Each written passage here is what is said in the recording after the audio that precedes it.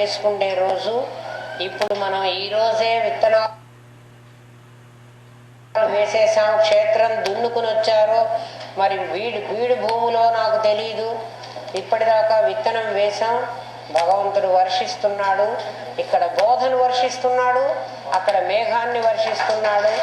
కాబట్టి మేఘం వర్షించి ఈ బీడు భూములన్నీ పంటలు పండని, మీ హృదయ పీఠాల్లో వేసిన విత్తనం బోధ అనే వర్షాన్ని పొంది చక్కగా మొలకెత్తి పుష్పించి ఫలించి తిరిగి మళ్ళీ మళ్ళీ ఇంతమందిని తయారు చేయటానికి కావలసినటువంటి ఫలాలను ఇవ్వని గురుదేవుడు మనకు అటువంటి అవకాశం ఇవ్వాలని అనుకుంటున్నా. అదో వర్షం వస్తోంది. బెళగుపో వాళ్ళు ఎప్పుడు అడుగుతారు, మరి మీ అమ్మగారు ఎప్పుడు వస్తున్నారు అని. నేను రావడం వల్ల కాదు, మీ భూములు పదునుగా పెట్టుకున్నారు, విత్తనం వేసుకున్నారు. గురుదేవుడు బోధ అనే వర్షాన్ని కురిపిస్తున్నాడు. ఆ వర్షాన్ని ఉపయోగించుకొని ఆ భూమి పదునవుతుంది. మీ భూములు కూడా పదునవుతాయి. పదునైన భూమిలో తప్పకుండా ఫలమయం వస్తుంది. చాలా సంతోషం. అది శుభ సూచకం మనకి. ఎప్పుడు కూడా మనం అక్కడ పాఠం చెప్పుకోవడం, ఇక్కడ వర్షం కురవడం, మనం అందరం తడిసిపోవడం, అట్లా తడవకుండా ఇప్పుడు ఏదో మనం ఒకటి తయారు చేసుకున్నాం. అందుకని ఇంతటితో ఇది అయిపోయింది అనుకోవకండి. ఇది అయిపోయేది కాదు, అనంతమైనది. ఎంత సాధిస్తే ఇంకా అంత ముందు కనపడుతూ ఉంటుంది. అయితే ఎక్కడికక్కడ ఆనందమే ఉంది. నిషేధే కృతే నేతి నేతీతి వాక్యై. శంకరుడు చెప్తున్నాడు, పశ్చిమ దిక్కున దిగ్బంధం చేస్తున్నాం. ఇప్పుడు మనం నైరుతి అయిపోయింది, పశ్చిమ దిక్కుకు వచ్చాం. ఏం చెయ్యాలయ్యా? నిషేధే కృతే నేతి నేతీతి వాక్యై. సమాధి స్థిత వచ్చేది కాదని వాళ్ళకి తెలియదు, ఇచ్చేస్తారు. ఇంకా వాళ్ళ గోల భరించలేక నిన్న వరకంతు మహర్షి 14 కోట్లు తేపో అన్నట్టు ఇచ్చిన తర్వాత ఇంకా సాధన చెయ్యరు. ఒక 2 రోజులు చేస్తారు, తర్వాత నుంచి సాధన చెయ్యరు. చేయకపోతే సమాధి రాదు. తర్వాత మనస్సు ఇక్కడ పాఠం వింటూ ఉంటుంది కాబట్టి అనేక రకాలైనటువంటి దృశ్యాలను చూపించడం మొదలు పెడుతుంది. ఇక వాళ్ళు భగవంతుణ్ణి ఎట్లా ఊహించుకుంటారంటే, వాడొక గీతలాగా ఉన్నాడు, వాడొక మెరుపులాగా ఉన్నాడు, వాడొక మరి పెద్ద సూర్యుడిలాగా ఉన్నాడు, లేకపోతే ఓ చంద్రుడిలాగా ఉన్నాడు. నిరుపమానం పరమాత్మ. నిరుపమానం అంటే ఏమిటి? దీనిలాగా ఉన్నాడు అనడానికి వీలు లేనివాడు. ఆయనలాగా ఇంకో లేడు అసలు. అంటే ఇంకో వస్తువే లేదు.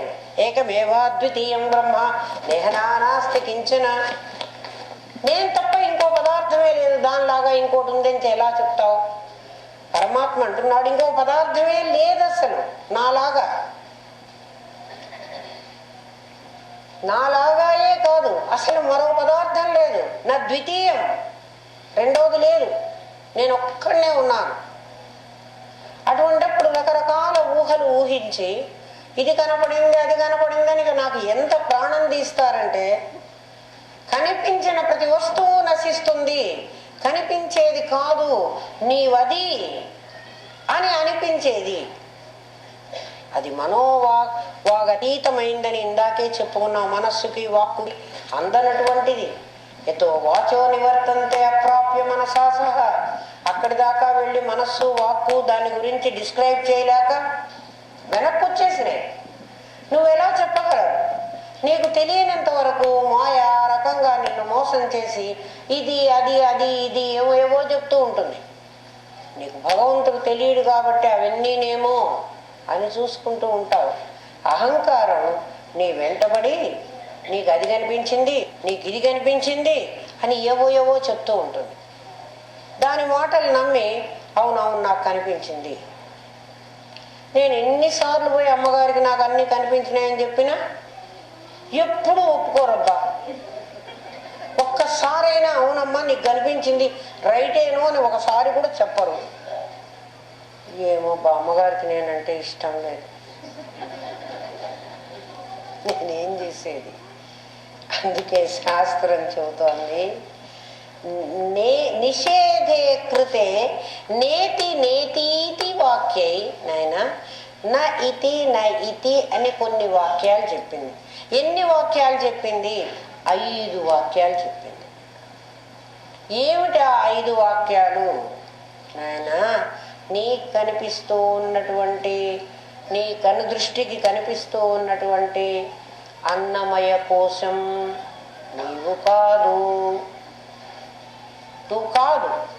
నేను ఎందుకు కాదు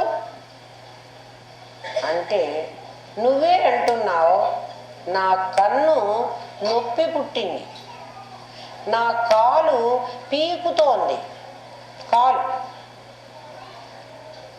నా చెయ్యి తిమ్మిరెక్కింది, జోం పట్టింది, అట్లా నీవే అంటున్నావు. నా ఇల్లు, నా వాకిలి, నా ఇంట్లో ఉన్న వస్తువులు, నా గొలుసు, నా గాజులు ఎట్లాగో నా చెయ్యి, నా కాలు అని నువ్వే పలుకుతున్నావు. మరి అది నీవెట్లా అవుతావు? పైగా అది నీవైనట్లయితే అది తీసేస్తే నువ్వు ఉండాలి, నువ్వు పోవాలి. ఎవరికైనా కాలు తీసేస్తున్నారు, చెయ్యి తీసేస్తున్నారు, యాక్సిడెంట్ అయ్యి చెయ్యో కాలో పోతోంది, దానికి ఏదైనా ప్రమాదం వస్తే తొలగించేస్తున్నారు. మరి కాలే నువ్వైతే కాలు తీస్తే నువ్వు బతకూడదు, నువ్వు బతుకుతున్నావు. కాబట్టి కనిపిస్తూ ఉన్నటువంటి స్థూల శరీరం, ఈ అన్నమయ కోశం నీవు కాదు అని చెప్తున్నది శాస్త్రం. ఒక వాక్యం నేతి అన్నది, నా ఇతి, ఇది నీవు కాదు, ఇది నేనే. ఇది నీవైతే నువ్వు చచ్చిపోయినప్పుడు ఇది నీ వెంట రావాలి. వెంట వస్తున్నదా? వెంట రావటం లేదు. ఎవరి శరీరమైనా ఇక్కడే ఉంటున్నది. ఎందుకని? ఇది భూమి మీద పుట్టింది, ఇది ఇక్కడే ఉంటుంది, నువ్వు మాత్రం వెళ్ళిపోతావు. ఎందుకంటే ఇది తయారైన తర్వాత నువ్వు ఇందులో వచ్చి చేరావు. ఆ ఇల్లు కట్టుకున్న తర్వాత నేను అందులో వచ్చి చేరాను. ఇల్లు నచ్చలేదు, నేను ఇంటిని వదిలిపెట్టి వెళ్ళిపోతాను. ఆ ఇల్లు నేను ఎట్లా అవుతాను? అట్లా ఈ శరీరం అనేటువంటి ఇంటిని నిర్మించుకున్న తర్వాత నేను ఇందులో వచ్చి చేరాను. తర్వాత నేను దీంట్లో నుంచి వెళ్ళిపోతాను. ఈ ఇల్లు, పాడుబడిన ఇల్లు ఇక్కడే ఉంటుంది. అందుకని ఇది నేను కాదు. నా ఇతి, అన్నమయ కోశం నేను కాదు. మీకు అందరికీ తెలుసు కాబట్టి మళ్ళీ మళ్ళీ డీటెయిల్డ్గా చెప్పటం లేదు నేను. ప్రాణమయ కోశం నేను కాదు, వాయుస్వరూపం మనోమయ కోశం నేను కాదు, విజ్ఞానమయ కోశం నేను కాదు, ఆనందమయ కోశం నేను కాదు. అంటే స్థూలం నేను కాదు, సూక్ష్మం నేను కాదు, కారణం నేను కాదు. మరి నేనెవరు? సమాధి స్థితానాం యదా భాతి పూర్ణం. నాయన, ఈ 5 నేను కాదు, నేను కాదు, నేను కాదు అని నిర్ణయించుకుని నీవు కూర్చుని మెడిటేషన్, ధ్యానం చేయి. ఆ ధ్యానంలో నీకు సమాధి అనేది ఒకటి సిద్ధిస్తుంది. ఇవాళ శక్తి ఇచ్చిన వాళ్ళ కోసమే ఈ పాఠం ఉందేమో. సమాధి అనేది ఒకటి సిద్ధిస్తుంది. ఏమిటి ఆ సమాధి అంటే, నీ కుండలిని నీ సహస్రారానికి వెళ్ళి చేరుతుంది. అప్పుడు నీ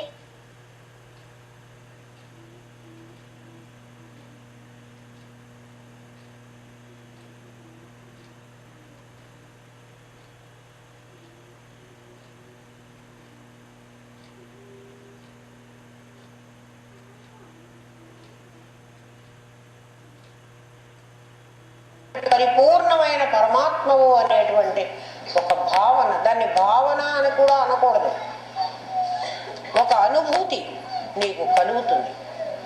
ఆ అనుభూతి ఎలా కలుగుతుంది అంటే, అవస్థాత్రయాతీతమేకం, అవస్థాత్రయానికి అతీతంగా ఏకం తురీయం. అవస్థాత్రయం ఏమిటా అవస్థలు? జాగ్రత్త అవస్థ, స్వప్నావస్థ, సుషుప్తి అవస్థ. జాగ్రత్త అవస్థలో నీకు ఈ లోకమంతా కనిపిస్తూ ఉంది. నువ్వెవరో నీకు తెలియదు, లోకం నీకు తెలుసు. స్వప్నావస్థలో నువ్వు సృష్టించుకున్న లోకం నీకు తెలుసు, అక్కడ కూడా నువ్వెవరో నీకు తెలియదు. స్వప్నావస్థలో. సుషుప్తి అవస్థలో ఏమీ తెలియదు, నీకు నువ్వున్నట్లు తెలియదు, నీవు సృష్టించినటువంటి లోకము తెలియదు. జాగ్రత్త, స్వప్న, సుషుప్తి అనేటువంటి మూడవస్థలు దాటి ఏకం తురీయం, అందులో నీ చేత సృష్టించబడిన ప్రపంచం ఉండదు, నువ్వు మాత్రమే ఉంటావు. రెండు చోట్ల ప్రపంచం లేదు, రెండు చోట్ల ప్రపంచం ఉంది. ఎక్కడ రెండు చోట్ల ఉంది ప్రపంచం? జాగ్రత్త అవస్థలో ఉంది, స్వప్నావస్థలో ఉంది. ఆ రెండు చోట్ల నేను లేను. జాగ్రత్త అవస్థలో నేను లేను, స్వప్నావస్థలో నేను లేను. నేను లేను అంటే నేను ఎవరిగా ఉన్నాను? నేను దేహంగా ఉన్నాను, నేను కానిదానిగా. నేను ఇంద్రియాలుగా ఉన్నాను, నేను ప్రాణంగా ఉన్నాను, నేను మనస్సుగా ఉన్నాను, నేను బుద్ధిగా ఉన్నాను, నేను కర్మగా ఉన్నాను అంటున్నా కదా, నా కర్మ. కానీ నేనుగా లేను. ఎక్కడ? జాగ్రత్త అవస్థలో. స్వప్నావస్థలో కూడా నా చేత సృష్టించబడిన ప్రపంచం ఉంది, నేనున్న స్ఫురణ నాకు లేదు. ఏ స్ఫురణ ఉంది? ఒకవేళ ఉంటే నేను ఈ శరీరాన్ని అని ఎప్పుడైతే అనుకుంటున్నానో దేహ స్ఫురణ, స్వప్న దేహ స్ఫురణ ఉంది నాకు. స్వప్నంలో నాకు స్వప్నదేహ స్ఫురణ ఉంది. అంటే కలలో నేనున్నాను. మనకు తెలుసు కదా, కలలో నన్ను దొంగలు ఎత్తుకుని పోయినారు, కలలో నన్ను వాళ్ళు కుట్టారు, మాటలు అంటున్నాం కదా. ఇక రెండవస్థలలో ప్రపంచం లేదు, నేనున్నాను అన్న స్ఫురణ ఒక చోట లేదు, ఒక చోట ఉంది. ఆ ఉన్న చోటుని తురీయం అనేటువంటి అవస్థ అని చెప్తున్నారు. ఈ మూడవస్థలు పశుపక్షాదులకు, జంతువులకు, మానవులకు అందరికీ సమానం. ఆ నాలుగో అవస్థ కేవలం గురువు దగ్గర ధ్యాన సమాధి స్థితుడైన వాడికి మాత్రమే సాధ్యం.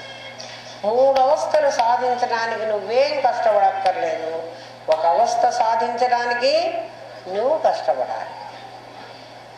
అయితే ఆ అవస్థ సాధిస్తే నాకేమిటి లాభం?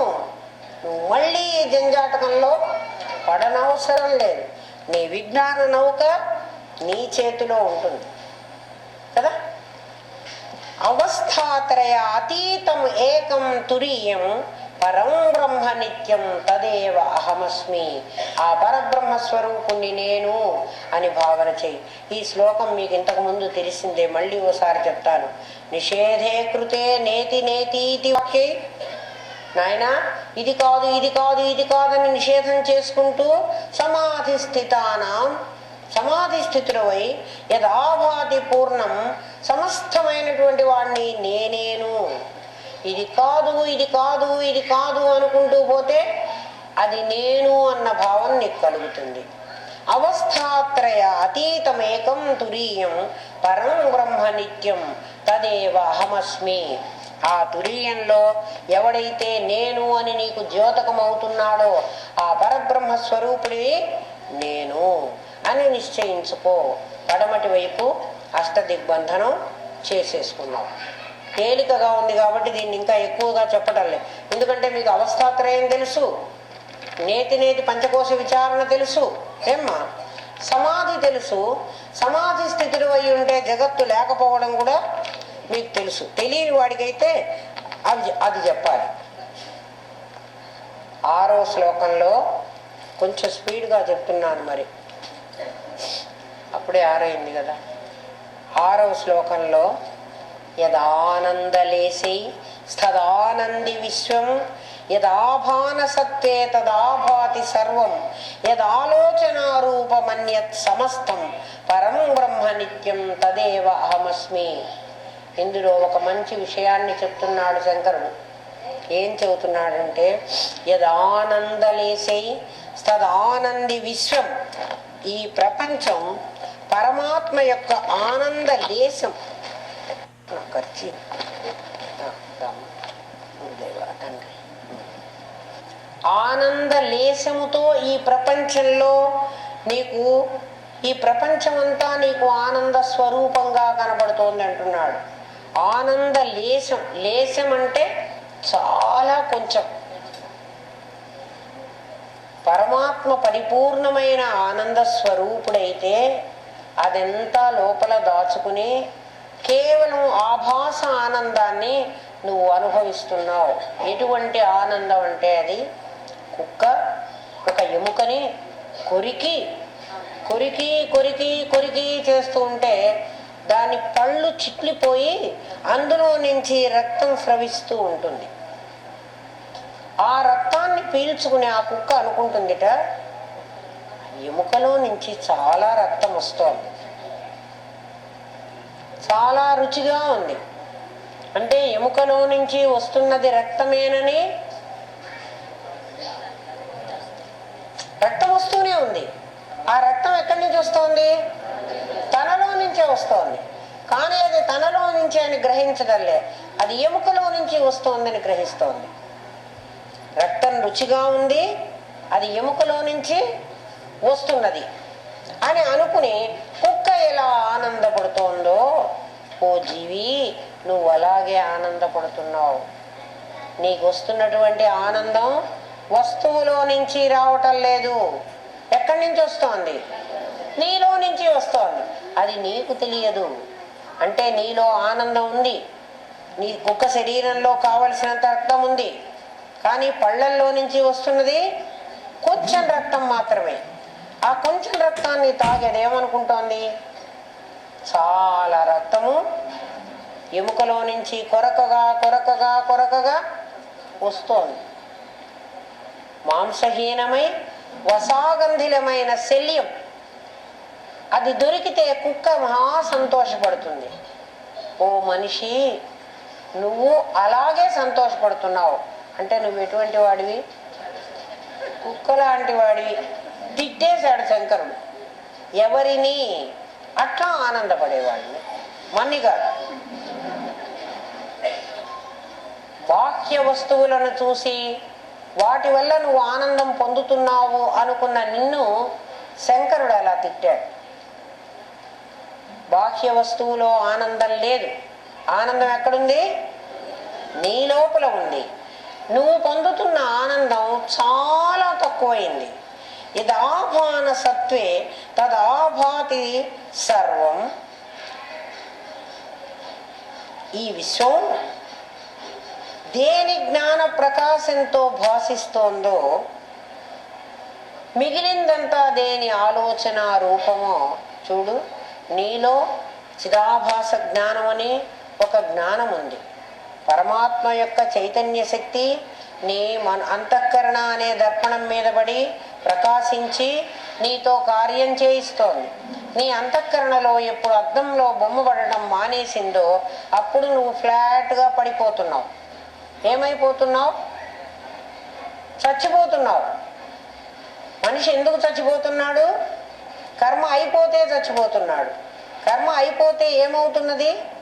అంతఃకరణలో ప్రతిబింబం పట్టడం మానేస్తున్నది. ప్రతిబింబం పడ్డంతసేపు నీకు ఈ జగత్తు గోచరిస్తోంది. పరమాత్మ యొక్క ప్రతిబింబం లేశ మాత్రం చేత నీకు జగత్తులో నువ్వు ఉండగలుగుతున్నావు.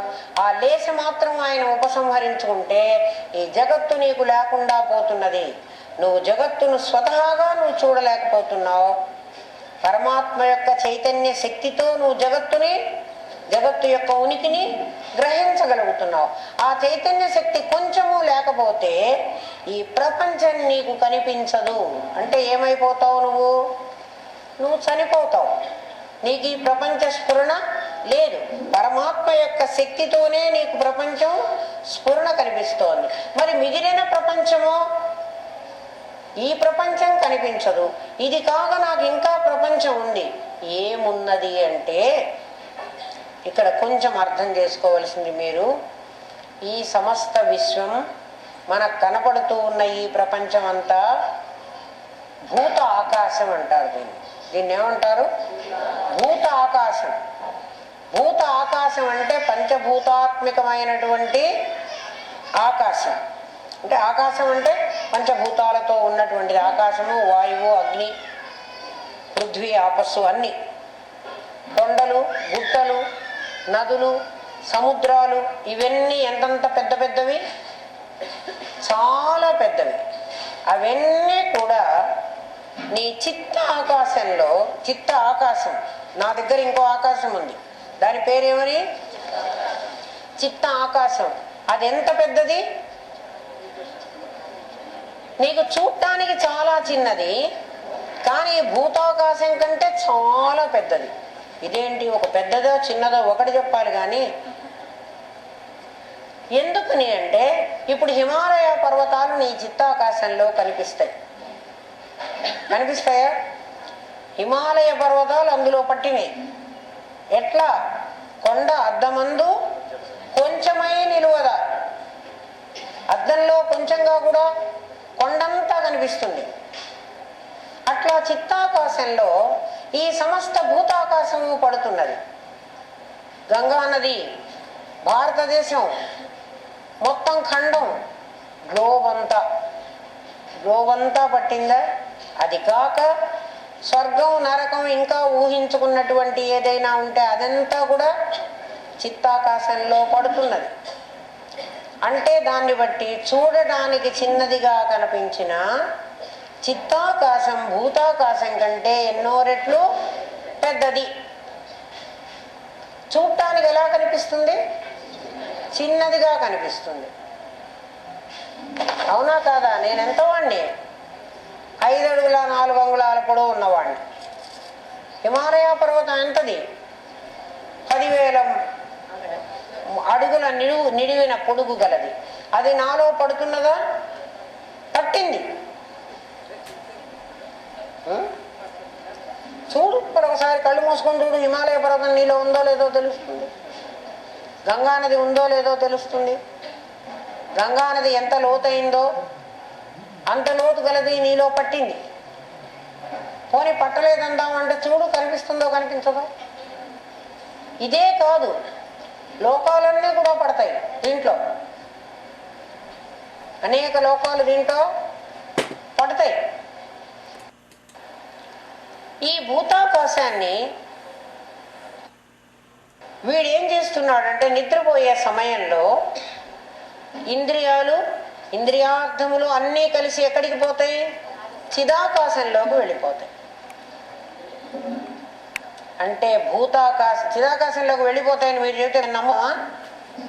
మీ నిద్రలో మీ చిత్తాకాశం, మీ ప్రపంచం, మీకు కనిపిస్తూ ఉన్నటువంటి సమస్త విశ్వం చిదాకాశంలో లయమైంది. అందుకే నిద్రలో మీరేమంటున్నారంటే ప్రపంచం లేదు అంటున్నారు, నాకేం కనిపించలేదు అంటున్నారు. అదంతా చిదాకాశంలో లయమైంది. మళ్ళీ మీరు మెళకువ తెచ్చుకున్నప్పుడు, మెళకువ వచ్చినప్పుడు ఏమైంది? చిదాకాశంలో నుంచి జగత్తంతా మళ్ళీ చిత్తాకాశంలోకి వచ్చింది. చిత్తాకాశంలో నుంచి భూతాకాశంలోకి వెళ్ళిపోతుంది. అందువల్ల జగత్తు మళ్ళీ మనకు మామూలుగా గోచరిస్తోంది. ఇది నిద్రలో జరుగుతున్న విషయం. మనం మరణించామనుకోండి, అట్లాగే మన చిత్తాకాశం చిదాకాశంలో లయమవుతుంది. అయితే ఈ లయానికి ఆ లయానికి తేడా, ఇది మళ్ళీ ప్రారబ్ధ కర్మ లాగడం వల్ల బయటికి వస్తుంది. అక్కడ ప్రారబ్ధ కర్మ లేదు కాబట్టి మళ్ళీ ఆగామి కర్మ జన్మకు వెళ్ళేటైతేనే అది మళ్ళీ వస్తుంది. అంటే మన సంకల్పాలు, మనం దాచుకున్నటువంటి చిదాకాశంలో ఇవన్నీ, ఈ జీవుడు చిదాకాశంలో చేరతాడు. ఆ చిదాకాశంలో నుంచి మళ్ళీ వాసనా బలంతోనే మళ్ళీ జన్మకు వస్తున్నాడు. అట్లా చిత్తాకాశం చిదాకాశం, భూతాకాశం చిత్తాకాశంలో, చిత్తాకాశం చిదాకాశంలో లయం అవుతూ ఉంటుంది. చిదాకాశంలో లయమైన వస్తువు నీకు కనిపించదు. అందుకే చిదాకాశే సదా భాసం దీపితం చిత్ జడాత్మకం. ఆ చిదాకాశంలో ఏమేమి ఉన్నాయంటే చిత్తు జడ, చిజ్జడాత్మకమైనటువంటి సమస్త జగత్తు దాంట్లో అణిగి దాగి ఉంది. అది యదాలోచనారూపమన్యత్ సమస్తం, అది ఆలోచన రూపం. ఏదైతే ఆలోచన రూపమో కేవలం నీ భావనకు మాత్రమే దొరుకుతుంది. దాన్ని చూపించమంటే ఎవడు చూపించలేడు. ఇది నిజమే అని నువ్వు ఆలోచనలో నువ్వు గ్రహించుకోవాలి. అంటే భూతాకాశము చిత్తాకాశంలో పడుతున్నది నీ అనుభవమే, పట్టిందా పట్టలేదా? నిద్రలో చిత్తాకాశం చిదాకాశంలో లయమవుతున్నది నీ అనుభవమే, ఎందుకంటే అక్కడ నాకేం కనిపించటం లేదు. మరణం ఇలాంటిదే, నిద్ర ఎలాంటిదో మరణం అలాంటిది. నిద్రలో నువ్వు చిదాకాశంలోకే వెళ్ళిపోతున్నావు, మరణంలో నువ్వు చిదాకాశంలోకే వెళ్ళిపోతున్నావు. అయితే నిద్రకి మరణానికి తేడా, నిద్ర ఈ దేహంలోనే నువ్వు చిదాకాశంలోకి వెళుతున్నావు, మరణం ఈ దేహం వదిలిపెట్టి చిదాకాశంలోకి వెళుతున్నావు. మరి మళ్ళీ అక్కడి నుంచి ఎట్లొస్తున్నాను? తెల్లవారి నా ప్రారంధ కర్మ నన్ను లాక్కుని వస్తున్నది. ఆ చిదాకాశంలో నుంచి మళ్ళీ జన్మకి నేను లాగబడి వస్తున్నాను.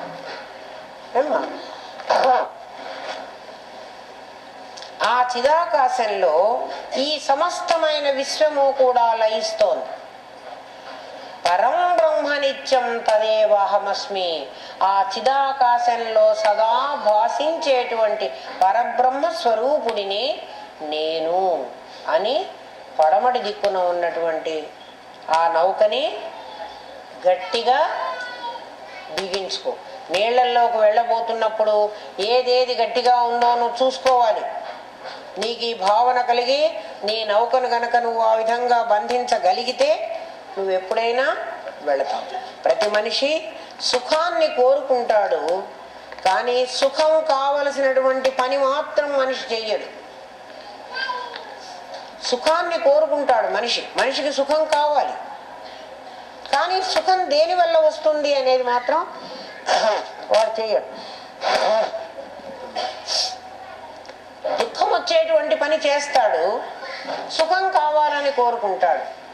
లాభం కావాలి అని కోరికుంది, కానీ నష్టం వచ్చే వ్యాపారం చేస్తున్నాడు. షేర్ మార్కెట్లో డబ్బులు పెడుతున్నాడు, పోతున్నాయి అని తెలిసి కూడా అనుకోవడం లాభం కావాలని నష్టం వచ్చే పని చేస్తున్నాడు. మరి దానికి నష్టం వస్తుందా లాభం వస్తుందా చెప్పండి? నువ్వు ఏ పని చేస్తే అదే వస్తుంది. నువ్వు అనుకోవడం లాభం కావాలని, నువ్వు చేసే పని నష్టం కావాలి. నువ్వు సుఖం కావాలని కోరుకుంటున్నాడు ప్రతివాడు, నాకు ఆనందం కావాలి, నేను సుఖంగా ఉండాలి. నువ్వు సుఖంగా ఉండాలి అన్నప్పుడు నువ్వు సుఖం ఎక్కడ ఉందో వెతుక్కోవాలి. దేంట్లో నాకు సుఖం వస్తుందో నువ్వు ఆలోచించాలి. కాకుండా సుఖం కావాలని దుఃఖభూయిష్టమైన పనులు చేస్తూ ఉంటే నీకు దుఃఖమే సంప్రాప్తం అవుతుంది. సుఖం ఎక్కడ దొరుకుతుంది అంటే శాశ్వత సుఖం. శాశ్వత సుఖం ఎలా వస్తుంది?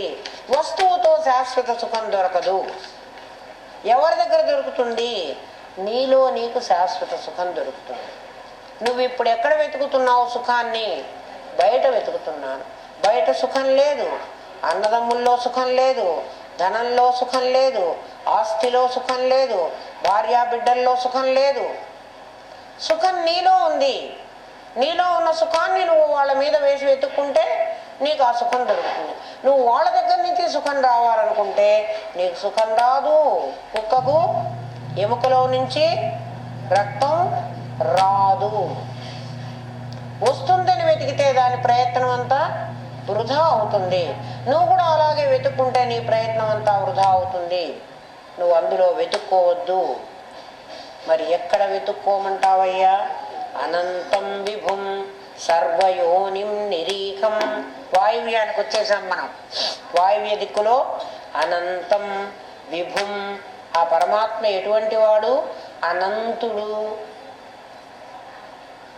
అంటే ఏ కాశీలోనో ఏ రామేశ్వరంలోనో ఉండేవాడు కాదు, పరిచ్ఛిన్నమైన వాడు కాదు. వాడు అనంతమైన వాడు, వాడు శాశ్వతమైన వాడు. సర్వయోనిం నిరీహం. గురుదేవ వ్యాపించినటువంటి వాడు, సమస్తానికి తానే కారణమైన వాడు, సమస్తం తానే. ఎట్లా సమస్తం తానే అంటే, ఇక్కడ జగత్తు సుజాతవాదం కాదు, అజాతవాదం చూపిస్తున్నాడు. జగత్తు లేనే లేదు, ఉన్నదిగా ఉంటే నీకు కనిపిస్తున్నా కూడా అది సత్యం కాదు అని. ఇక్కడ ఉదాహరణ ఏం చెప్తాడంటే శంకరుడు, నాయనా ఒక వస్తువు ఉంది, ఆ వస్తువు తయారైంది మరొక వస్తువుతో. ఆ వస్తువు దేంతో తయారైంది అంటే, ఒక కుండ ఉంది, ఆ కుండ దేంతో తయారైంది, మట్టితో తయారైంది. మట్టి కుండగా కనిపిస్తోంది, కుండ పగిలిపోతే కూడా మట్టి ఉంటుంది. కుండగా ఉన్నప్పుడు ఉపయోగపడుతోంది, మట్టిగా ఉన్నప్పుడు ఉపయోగపట్టలేదు. మట్టి కుండలో ఉంటోంది కదా, మట్టి కుండలో కనిపిస్తోంది, మట్టిగా కనిపిస్తోంది, మట్టి రూపాన్ని పొందింది. ఈ కుండ మట్టిలో ఉంది, మట్టిలో ఉండకపోతే కుండ రాదు. అయితే మట్టిలో కుండ ఆకారం పొంది ఉండలేదు. మీకు ఇంకా అర్థం అవడానికి చెబుతా. నా దగ్గర 10 తులాల బంగారం ఉంది, ఆ బంగారంలో గొలుసుంది. ఎవడికి కనపడుతుంది ఆ గొలుసు? కంసలి వాడికి కనపడుతుంది. 10 తులాల బంగారం తీసుకెళ్ళి, నాయనా దీంతో గొలుసు వస్తుందా అని అడగండి. ఏమంటాడు? వస్తుంది అని అడుగుతాడు. మరి నా దగ్గరికి తీసుకొచ్చి 10 తులాల బంగారం గొలుసు చేసిస్తావా అని అడిగాను అనుకో, నాకు రాదు. ఎందుకని? ఆ బంగారాన్ని ఏం చేసి దాంట్లో నుంచి గొలుసు తీయాలో నాకు తెలియదు. ఆ వచ్చిన వాడి దగ్గరికి తీసుకెళ్తే దాంట్లో నుంచి గొలుసు తీసిస్తాడు. అంటే ముద్దలో గొలుసుంది, గాజులున్నాయి, ఉంగరం ఉంది.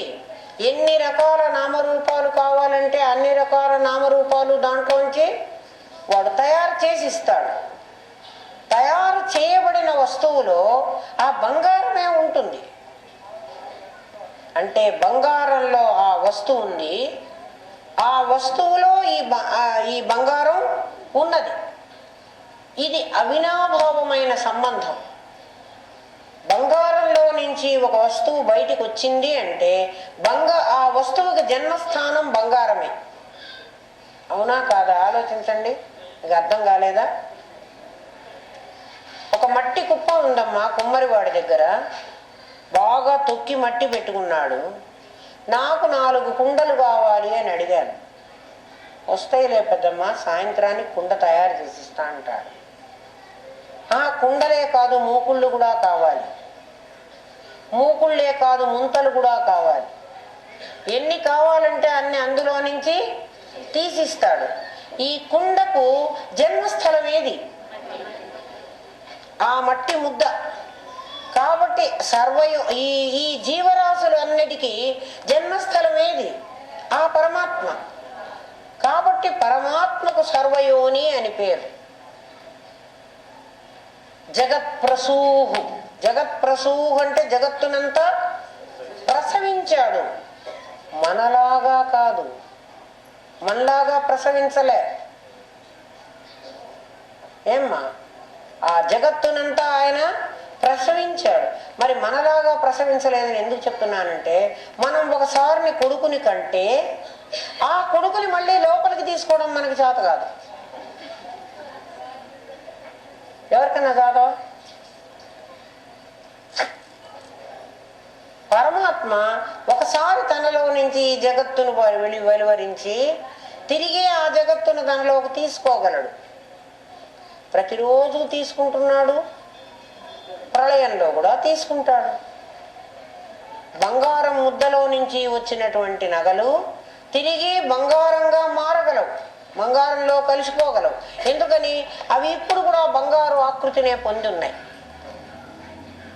కుండ వచ్చిందనుకోండి, తిరిగి మట్టిలో కలవలేదు.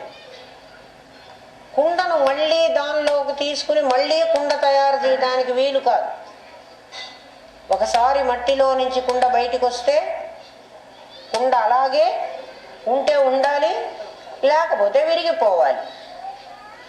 మనమందరం అలాంటి వాళ్ళం.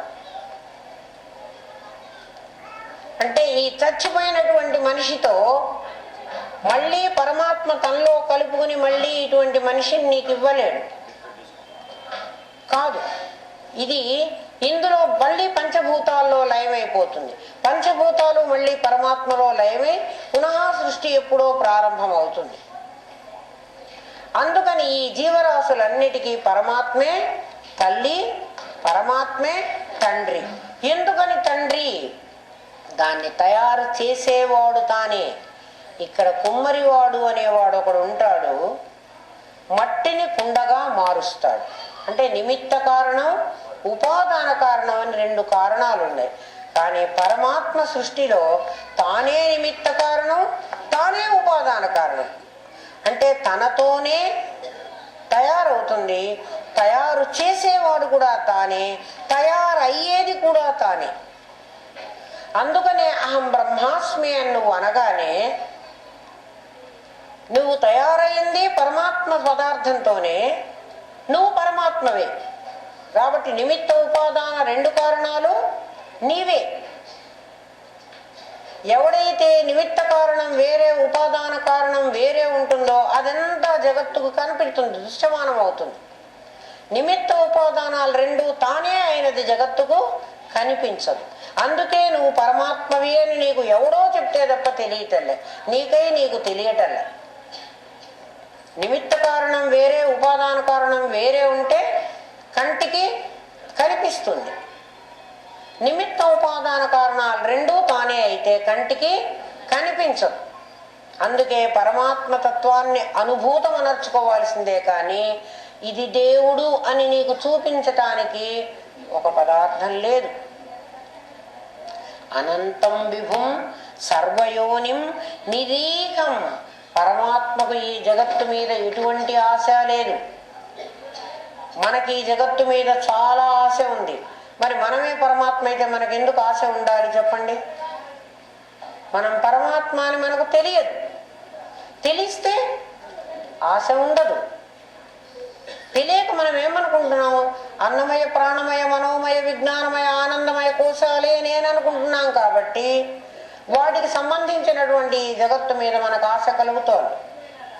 పరమాత్మగా ఉన్నప్పుడు ఈ జగత్తంతా నీది. పరిచ్ఛిన్నమైన తర్వాత ఇది నీది కాకుండా అవతలదంతా వేరైపోయింది. నువ్వు పరిచ్ఛిన్నమైనావు. అందువల్ల ఆ మిగిలిన దాన్ని నీలో చేర్చుకోవాలని నీకు ఆశ కలుగుతోంది. నీవే పరమాత్మ అని తెలిసినాడు నువ్వు ఏవి నీ దాంట్లో చేర్చుకో. దానికి ఉదాహరణ ద్వారా తెలుసుకోండి. ఈ ఊరంతా ఒకప్పుడు నాది. తర్వాత నాకు కొడుకు, మనవడు, ముని మనవడు, 10 మంది కొడుకులు, 20 మంది ముని మనవలు వచ్చేటప్పటికి తలా 4 గోడలు కట్టుకుని ఒక ఇల్లు కట్టేసుకున్నారు. ఎవడిది వాడు కట్టుకున్నాడు. ఇప్పుడు ఈ ఇళ్ళన్నీ వాళ్ళవి. ఒకప్పుడు ఇవన్నీ నావి కాకుండా వాళ్ళవి అని అనుకోవడానికి ఏమిటి మధ్యలో అడ్డం వచ్చింది? గోడలు అడ్డం వచ్చాయి. ఆ గోడలే ఈ పంచకోశాలు. ఈ గోడలు తీసేస్తే ఈ మనవాళ్ళు నా వాళ్ళే, ఈ ఇళ్ళు నావి. పంచకోశాలు అడ్డుగా ఉండబట్టి త్వం అనేటువంటి మరొక పదార్థం ఇక్కడ ఏర్పడింది. ఆ కోశాలు అడ్డు తీసేస్తే అది నేనే అవుతుంది. దానికి నిరీహం, ఆశ లేనటువంటిది. శివం, మంగళకరమైనటువంటిది. సంగహీనం, సంబంధము లేనటువంటిది. సంఘం లేదు దేంతో కూడా, దీనికి అటాచ్మెంట్ లేదు. ఈ శరీరాన్ని ఎప్పుడైనా వదిలిపెట్టి, అటాచ్మెంట్ ఉంటే ఈ శరీరంలోనే పట్టుకుని వేళ్లాడి కూర్చోవాలి. ప్రాణం పోయినప్పుడు చూడండి, ఒక్క క్షణంలో దీన్ని వదిలిపెట్టి వాడు పారిపోతాడు. సంఘం లేదు. అది ఆ స్థానం ఓంకారగమ్యం. కేవలం ఓం అనేటువంటి నాదం అతీతంగా దాని ద్వారానే తెలుసుకోవలసినటువంటి విషయం, దాని ద్వారా వెళ్ళవలసిన విషయం. నిరాకారం, అతి ఉజ్వలం, మృత్యుహీనం. ఎవరినైతే తెలుసుకుంటే మళ్ళీ మరణం అనేది లేదో మరణం అనేది ఉంటే మళ్ళీ పుట్టడం అనేది ఉంటుంది. ఎక్కడ మరణం లేదో అక్కడ పుట్టుక కూడా లేదు. మృత్యుహీనం, మృత్యువు లేనటువంటిది అంటే అప్పుడు ఆత్మ తెలిసిన వాడు ఎవడు మరణించడా? వాడు మరణించడు. దేహం మరణిస్తుందని వాడు తెలుసుకుంటాడు. దేహం నేను కాదు కాబట్టి అది మరణిస్తే నాకు నష్టం లేదు. పరం బ్రహ్మ నిత్యం తదేవ అహమస్మి. ఆ పరబ్రహ్మ స్వరూపుణ్ణి కేవలం ఓంకారం ద్వారా తెలుసుకోగలిగిన వాణ్ణి, ఆయన ఆ పరబ్రహ్మ స్వరూపుణ్ణి అహమస్మి నేనే అని చెబుతున్నాడు. వాయువ్యంలో అటువైపు కూడా గట్టిగా దిగ్బంధించుకున్నాం. వాయువ్యమేనా? అది ఆనంద సింధు నిమగ్న పుమాన్ స్యాత్. వ్యక్తి ఎప్పుడైతే ఆనంద నిమగ్న స్యాత్ నిమగ్నమై మునిగి ఉంటాడో, పుమాన్ అంటే జీవుడు అని అర్థం. ఈ జీవత్వాన్ని కలిగినటువంటి మానవుడు అని ఎందుకన్నారంటే పశువులకి ఆనంద సాగరంలో మునిగే హక్కు లేదు, బుద్ధి వాళ్ళకి వికసించదు.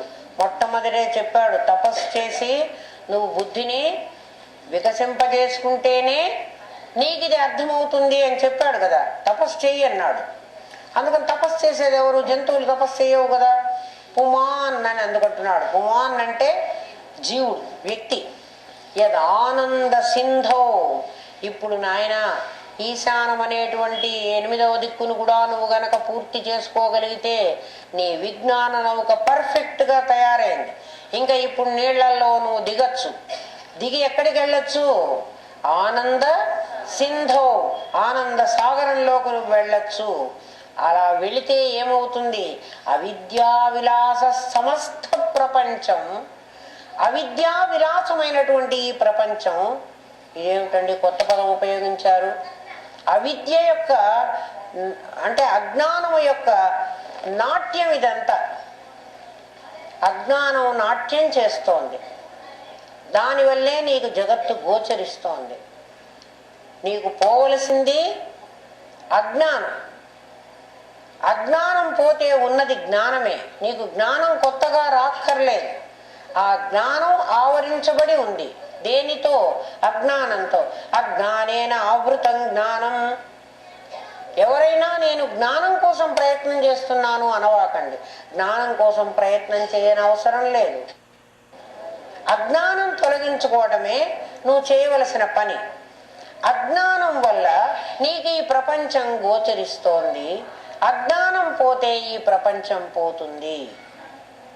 ఎట్లా పోతుంది? వాళ్ళందరూ ఉంటారే. అజ్ఞానం వాళ్ళందరినీ పొమ్మని చెప్పటం లేదు ఇక్కడ శాస్త్రం. శాస్త్రం ఏమంటోందంటే ఎవరి కర్మ కొరకు వాళ్ళు ఈ ప్రపంచంలో వస్తారు. ఎవరెవరి కర్మ అనుభవించడానికి వాళ్ళు ఈ ప్రపంచంలోకి వస్తున్నారు. కర్మ అయిపోతే ఈ ప్రపంచం నుంచి వాళ్ళు వెళ్ళిపోతున్నారు. వాళ్ళకి నీకు ఏ విధమైన సంబంధము లేదు. నాటకంలో నటించడానికి వాళ్ళు వచ్చారు, నటించడానికి నీవు వచ్చావు. మీ ఇద్దరూ ఇక్కడ నటించమంటే ఇది సత్యం అనుకుని, యథార్థం అనుకుని ఇక్కడ బంధం ఏర్పాటు చేసుకుంటున్నారు. నటించకుండా ఇది సత్యం అనుకుంటున్నారు. ఆ సత్యం అనుకోవడమే అజ్ఞానం. ఆ బంధం పోతుంది నీకు. ప్రపంచం పోతుంది అంటే వీళ్ళందరూ పోరు, వీళ్ళందరూ ఉంటారు. వీళ్ళందరితో నువ్వు వేసుకున్నటువంటి ఏ బంధం అయితే ఉందో అది నీవు వేసుకున్నది. అంటే ఈ ప్రపంచంలో ఇది తల్లి, వీడు కొడుకు, వీడు మొగుడు, ఇది భార్య, ఇవన్నీ మనం అనుకుంటున్నటువంటి సంబంధాలు. ఎవడెవడి కర్మ కొద్దీ వాడు వచ్చాడు. మీరు వస్తారు ఒక్కోసారి, అమ్మ మా అబ్బాయికి చాలా కష్టం ఉంది, ఏదో తగ్గించేటట్టుగా చేయమని. మా అబ్బాయి అనుకోవడమే పెద్ద కష్టం. అది బంధం. అవును, నువ్వు పరబ్రహ్మ స్వరూపుడివి. ఈ ప్రపంచంతో నీకు సంబంధం అక్కర్లేదు అంటే ఎవడి కర్మ కొద్దీ వాడు వచ్చాడు, వాడి కర్మ వాడు అనుభవిస్తాడు అనుకో. ఇంకా చేతనైతే ఇంకొక పని చేయి. నేను పరబ్రహ్మ స్వరూపుణ్ణే కాబట్టి వాడికి ఉన్నటువంటి బాధలు ఏవైనా ఉంటే పరమేశ్వర ఆ బాధల వల్ల వాడికి బాధ కలుగుతోంది కదా, ఆ బాధ తొలగేటట్టుగా చెయ్యి. వాడికి ఆ బాధ తొలగిపోతుంది. అంతేకాని వాడితో నీకున్న సంబంధాన్ని పెంచుకుని అయ్యో వాడికి ఆ కష్టం వచ్చిందే, నేనేదో వాడిని ఉద్ధరించాలి అని అనుకుంటే నిన్ను నువ్వు ఉద్ధరించుకోలేవు, ఇంకా వాడిని ఏం ఉద్ధరిస్తావు? కొంతమంది వస్తారు, ఎవరికో మాటలు రాకపోతే ఒకసారి బీజాక్షరాలు రాసా వాళ్ళ నాలుక మీద, మాటలు రాలే పాపం వాళ్ళకి, రాస్తే వచ్చినాయి, వాళ్ళ మాటలు వచ్చినాయి కదా పోలే మంచిదే అనుకున్నా. అది చూశారు కొంతమంది, మా పిల్లవాడికి సరిగ్గా జ్ఞాపకం ఉండదండి బీజాక్షరాలు రాయండి, ఏమీ కారణం ఉండదు, వాడికి ఏదో మందు ఇవ్వండి, మా వాడికి తలనొప్పి వచ్చింది యాంటీబయాటిక్ ఇవ్వండి, సిప్రోప్రాక్సిన్ లేకపోతే ఇంకా ఏదో పవర్ఫుల్ మెడిసిన్ ఇవ్వమంటే డాక్టర్కి ఏమనిపిస్తుంది? తలనొప్పికి ఏమి ఇవ్వాలి? ఏదో పారాసెటమాల్ చిన్నది ఇవ్వాలి కదా, శరీరానికి ఏ అపకారం చేయించినటువంటిది ఇవ్వాలి. మరి ఏకంగా బీజాక్షరాలు ఇవ్వమని వస్తే వాళ్ళకి నేనేం చెప్పను? ఎందుకు అట్లా అడుగుతున్నారు? ఆ మమకారం అట్లా అనిపిస్తున్నది. నేను వాళ్ళు తప్పు చేశాను కాదు, ఆ మమకారం గుర్తించేట్టు చేయడం కోసం చెబుతున్నా. ఈ ప్రపంచంలోకి మనం ఒక్కళ్ళమే వచ్చాము, మనం ఒక్కళ్ళమే వెళతాం, మరోడితో మనం రాలేదు, వాడితో మనం వెళ్ళం. ఎక్కడికన్నా వెళ్ళటానికి కొంచెం తోడడగచ్చు, కాస్త నేను అనంతపూర్ దాకా వెళతాను నాకు తోడొస్తావా అని. నేను చావడానికి వెళుతున్నాను నాకు తోడొస్తావా అని ఎవరైనా అడిగారా ఎవరినన్నా?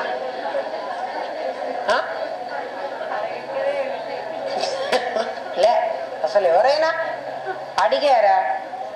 ఒకవేళ అడిగితే ఆ వ్యక్తి నేను వస్తాను అని అంటాడా? నువ్వే పో అంటాడు. రా, నువ్వు పోయి రాగదు, నువ్వు. అందుకని చావటానికి ఎవరూ తోడక్కర్లేదు. ఎందుకని అంటే ఈ ప్రపంచంలోకి ఒంటరిగా వచ్చాం, మనం ఒంటరిగా వెళతాం. ఒక్క రాచపీనుగ మాత్రం తోడు లేనిది చావదుట. రాచపీనుగ అంటే రాజులు చచ్చిపోతే వాళ్ళు ఒక్కళ్ళు చావరుట, ఎవడో ఒకడు పక్కన చావాలి. ఎవడో ఒకడు, వందిమాగదులు కాదు, వందిమాగదులు వాడిని పొగిడేవాళ్ళు, వాడి బాడీ గార్డ్స్ ఎవరో ఉంటారు వాళ్ళు. అందుకని రాజులు ఇప్పటికి కూడా చచ్చిపోతే ఒక కోడిని చంపి వాళ్ళ శవం మీద వేసి ఇద్దరిని కలిపి దహనం చేసి పారేస్తారు. మిగిలిన వాళ్ళు ఎవరికి తోడెవరు రారు. అది గుర్తు పెట్టుకోండి, మన తోడెవరు రారు. ఎందుకంటే మనకు తోడు తీసుకుని మనం ఇక్కడికి రాలా, తోడు తీసుకుని మనం పోం. ఈ ప్రపంచంలోకి వచ్చాక, ఈ నాటకంలోకి వచ్చాక వీళ్ళందరూ మనకు దొరికారు. నాటకంలో ఒక పార్ట్ అనుకుని వీళ్ళందరితో సంబంధ బాంధవ్యాలు పెట్టుకోండి. అనవసరమైనటువంటి సంబంధ బాంధవ్యాలు పెట్టుకుంటేనే అవి మన మనస్సుకు బాధ కలిగిస్తాయి. నీకు ప్రపంచం పోతుంది ఆనంద సాగరంలో మునిగితే అని అంటే నీకు అవిద్య పోతుంది, నీ అజ్ఞానం పోతుంది. అరేరే, అజ్ఞానం వల్ల వీళ్ళతో నేను ఇంత బంధం వేసుకున్నానే అని నీకు తెలుస్తుంది. ఎప్పుడైతే నీకు తెలిసిందో ఆ అవిద్యా బంధం పోతుంది. తెలియకపోతే అందులో ఉంటావు, కానీ తెలిస్తే ఆ బంధం పెట్టుకోవు కదా. అప్పుడు నీకు సమస్త ప్రపంచం పోతుంది. ఒక అర్థం ఇది. అంటే నీకు అవిద్య వలన ఈ ప్రపంచంతో బంధం ఏర్పడింది, అవిద్య పోగానే ఈ ప్రపంచంతో బంధం పోతుంది. ఇంకొక అర్థం, ఈ ప్రపంచం సర్వాత్మనా లేదు, ప్రపంచంగా కనిపిస్తున్నది కూడా పరమాత్మే. ఏమ్మా, బంగారంలో నగరూపం పొందినప్పుడు కొంత రాగి కలిసింది, కలవకపోతే అది బంగారం కాదు, నగ అంటే నగ కాదు. బంగారంలో కలవడం వల్ల రాగి కూడా ఏమైంది? బంగారం కాలేదు, కానీ బంగారపు విలువని పొందింది, బంగారంలాగా అనిపిస్తోంది. అట్లా పంచభూతాలు పరమాత్మతో చేరి అవి కూడా పరమాత్మే అయ్యున్నాయి.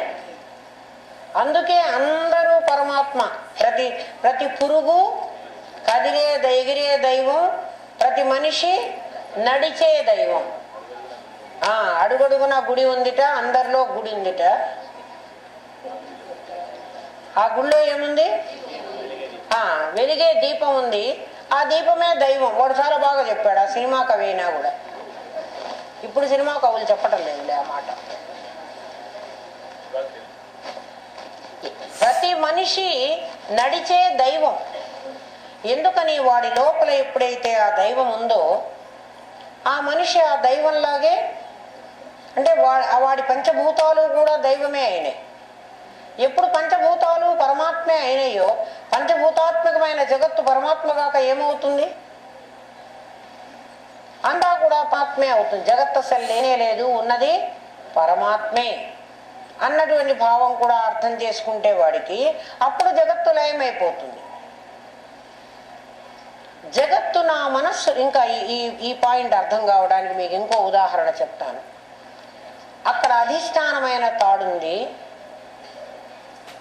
అది నాకు పాముగా కనిపించింది. అధిష్టానం తాడే ఉంది. తాడే అసలు లేకపోతే నాకు కనిపించే అవకాశమే లేదు. నాకు పాముగా కనిపించింది. దీపం తెచ్చి చూసిన తర్వాత పాము పోయింది. ఇప్పుడు అక్కడ పాము ఉన్నదా? పాము పోయిందా? మరి ఉండకపోతే నాకు పాము ఎలా కనిపించింది? ఇందాక నాకు కనిపించింది కదా. నాలో ఉన్నటువంటి పామును, నాలో అనేకమైన ఆలోచన రూపమైన జగత్తుంది. ఆ పామును తాడు మీద నేనే వేశాను. అధ్యారోపవాదం. తిరిగి ఆ పాము నాలోకే చేరిపోయింది. నాలో అంటే పాము ఎక్కడుంది? నా లోపల ఉంది. నా లోపల ఉన్న పామును జగత్తు మీద నేను వేశాను. అది తాడును గుర్తించినప్పుడు నేను ఆ పాము నా లోపలికి వెళ్ళిపోయింది. అలాగే ఈ కనిపిస్తూ ఉన్నటువంటి వీళ్ళందరిలో నేను, నాలో నాకు భర్త ఉన్నాడు, నాలో నాకు కొడుకున్నాడు, నాలో నాకు ధనం ఉంది, ఈ భావాన్నంతా వాళ్ళ మీద, అక్కడ పరబ్రహ్మ స్వరూపుడే ఉన్నాడు, వాడి మీద వేసి వాడినే కొడుకు అనుకున్నాను కదా. అంటే జగత్తును అలా చూడటం అలవాటు చేసుకున్నాను. క్రమంగా నాకు జ్ఞానం కలిగిన తర్వాత వీళ్ళందరూ నా లోపలికే వెళ్ళిపోయినారు. మరి అక్కడ ఏం మిగిలారు? అధిష్టానమైనటువంటి పరమాత్మే మిగిలింది. ఎప్పుడైతే ఆనంద సింధువులో నేను మునక వేస్తానో నాకప్పుడు అవిద్యా విలాసమే ఈ సమస్త విశ్వము అనేటువంటి భావం కలుగుతుంది. అది కలిగేంత వరకు నేను సాధన చెయ్యాలి. అది కలిగిన తర్వాత ఇంకా నాకు సాధన అక్కర్లేదు. ఎందుకంటే జగత్తు నాకు లయమైపోయింది. జగత్తు నాకు కనిపిస్తున్నా అది నన్ను భయభ్రాంతుల్ని చేయటం లేదు, నేను దానికి లొంగిపోవటం లేదు, అది నన్ను మోహితులను చేయటం లేదు. అంటే ఇప్పుడు నిన్ను పొద్దున వాడుకున్న పాటలో విశ్వ తైజస ప్రాజ్ఞ దృష్టిని వీడి, నేను విశ్వడుగా మీకు అందరికీ తెలుసు. ఎవరు పాఠం చెప్తున్నారు? నాకు విశ్వడుగా జాగ్రత్త అవస్థలో ఉన్నప్పుడు నా పేరు భానుమతి, తైజసుడుగా ఉన్నప్పుడు కూడా మీ కలలోకి అమ్మగారు వచ్చారు అంటే నాకు అప్పుడు పేరుంది. ప్రాజ్ఞుడుగా ఉన్నప్పుడు నేను నిద్రపోతున్నాను అంటే అమ్మగారు నిద్రపోతున్నారు అంటారు. ఈ మూడు భావాలు వదిలేసి, నామరూపాలు వదిలేసి నేను ప్రత్యేగాత్మగా పరిచయం కావాలి. అంటే ఏం పరిచయం కావాలి? ప్రత్యేగాత్మ ఎవడు? పరమాత్మే. నన్ను పరమాత్మగా గుర్తించేటువంటి రోజు నాకు రావాలి. ఎవరి చేత గుర్తింపబడాలి? నా చేతనే, ఇంకోటి చేత కాదు. నేనే ఇంతకు ముందు నేను విశ్వడుగా అనుకున్నాను, నేను తైజసుడుగా అనుకున్నాను, నేను ప్రాజ్ఞుడుగా అనుకున్నాను. అలా కాదు, అహం బ్రహ్మాస్మి అని గుర్తించబడాలి. నన్ను నేనే, ఎవరికి వాళ్ళే. ఇంకోటి అసలు ఇంకోటి లేడుగా, నాకు నేను కాక ఇంకొకటి లేడు కదా. నేను అట్లా పరిచయం కావాలి, నేను ఆ విధంగా అనుకోవాలి, పరబ్రహ్మ స్వరూపుడుగా నేను ఉండాలి. అందుకని ఓ మాయా తల్లి, ఎవరి మాయ? ఓ శరీరమా, ఏమ్మా నీకు నమస్కారం పెడుతున్నా, నీ దృష్టి నాకు కలగనీయకుండా చెయ్యి, నా దృష్టే నాకుండని, ఏమ్మా, నువ్వు లేకపోతే నన్ను నేను తెలుసుకోవడానికి వీల్లేదు, నువ్వు పోయి నన్ను మిగులుస్తావు, నువ్వు పోతావు. అవిద్యా విలాసమే సమస్త జగత్తు. యదా న స్ఫురతి, ఎప్పుడైతే అది స్ఫురతి కనిపించకుండా పోతుందో, అనిపించదో, అత్యద్భుతం, ఆ స్థితి అత్యాశ్చర్యకరం. అందుకే గురుదేవుడు ఎంత ధన్యుడనైతిని, అవురా ఇది ఎంతో వింత అనుకున్నారు. అమ్మో నాకు తెలియలేదు, ఇది చాలా వింతైన విషయం. నీకు అప్పుడు ఆ అద్భుతమైనటువంటి విషయం గోచరిస్తుందిట. ఎన్నిమిత్తం పరం బ్రహ్మ నిత్యం తదేవ అహమస్మి. బ్రహ్మానుభూతిలో ఏ బ్రహ్మము కారణముగా బ్రహ్మానుభూతిలో ఈ జగత్తు నీకు లేనిదిగా గోచరిస్తుందో, నిత్యమైన ఆ పరబ్రహ్మస్వరూపుని నేనే అని అనుకోమన్నాడు. ఈశానం కూడా అయిపోయింది. 8 దిక్కులు నువ్వు బాగా బిగించుకున్నావు. స్వరూపానుసంధాన రూపాం స్తుతిం యః. నాయన, ఈ 8 శ్లోకాలు చదివేటప్పటికీ నువ్వు స్వరూపంలో నిలబడిపోతావు అన్నాడు శంకరుడు. మరి ఆ కాలంలో, శంకరుడు చెప్పిన కాలంలో 8 శ్లోకాలు చెప్పేటప్పటికీ స్వరూప జ్ఞానం కలుగుతుందేమో. మరి ఇప్పుడైతే అంత తేలికగా కలగదు, సాధన చేయవలసిందే. పఠేదాదరాత్ భక్తిభావో మనుష్య. ఊరికే చదువుకుంటేనే వస్తుందన్నాడు. పఠేత్ ఆదరాత్ శృణోతి. ఒకవేళ చదువుకోవడం నీకు రాదనుకో, చదువు రాదు, విను. వింటే కూడా నిత్యముద్యుక్త చిత్తో భవేత్ విష్ణురత్రైవ వేద ప్రమాణాత్. వేద ప్రమాణం వల్ల నిత్య నిరంతరం నువ్వు దీన్ని వింటూ వింటూ వింటూ ఉంటే నువ్వు పరమాత్మగా మిగిలిపోతావు. నువ్వు ఏ బ్రహ్మవే అహమస్మి అన్నావో, అంటే 8 శ్లోకాలకే పరం బ్రహ్మ అహమస్మి అని చెప్పాడు. నేను నిత్యము పరబ్రహ్మ స్వరూపుణ్ణైనటువంటి పరం బ్రహ్మ నిత్యం తదేవ అహమస్మి. అవి 8 శ్లోకాలకే. ఆ పరబ్రహ్మాష్టకం ఎప్పుడైతే నువ్వు చదువుకుంటావో, ఆదరణగా చదువుతావో, చదవకుండా వింటావో, నిత్యము ఉద్యుక్త చిత్తంతో చేస్తే భవేద్ విష్ణురత్రైవ వేద ప్రమాణాత్. వేద ప్రమాణంతో నీవు విష్ణువు అంటే సర్వవ్యాపి అయిపోతావు అని క్రింద నుంచి మన్ని ఆశీర్వదించాడు. విజ్ఞాన నౌకను విజ్ఞాన నావం పరిగృహ్య కశ్చిత్ తరేద్య అజ్ఞానమయం భవాబ్దిం. అజ్ఞానమయమైనటువంటి భవ అబ్ది సంసార సాగరాన్ని తరేత్, నువ్వు దాటుతావు అన్నాడు. జ్ఞానాసిన యోహి విచ్ఛిద్య తృష్ణ విష్ణోపదం యాతి స ఏవ ధన్య. ఎవడైతే ఈ పరబ్రహ్మాష్టకాన్ని గురుముఖత విని తాను అవగాహన చేసుకుంటాడో వాడు తప్పనిసరిగా విష్ణు పదాన్ని పొందుతాడు. విష్ణు పదం అంటే సర్వవ్యాపకత్వాన్ని పొందుతాడు. విష్ణువు యొక్క వైకుంఠంలో ఉంటాడని కాదు. తమసోమ జ్యోతిర్గమయ విజ్ఞాన నావ అనేటువంటిది జీవన్ముక్త స్థితికి నిన్ను తీసుకుని పోతుంది. జీవన్ముక్త స్థితి అంటే ఏం చెప్పాడు? 4 మహావాక్యాలు నీకు అనుభవంలోకి రప్పించాడు. నీకు మనస్సు చిదాకాశంలో లయం చేశాడు. జగత్తు యొక్క లేనితనాన్ని నీకు చూపెట్టాడు. జగత్తుతో నీ సంబంధ బాంధవ్యాలు తెంచేశాడు. కాబట్టి నువ్వు తప్పనిసరిగా జీవన్ముక్తుడు అవుతావు అని శంకరుడు వేదం ప్రమాణం చేసుకుని మనందరినీ ఈ ఆషాఢ పున్నమి రోజున ఆశీర్వదిస్తున్నాడు. ఓం తత్సత్.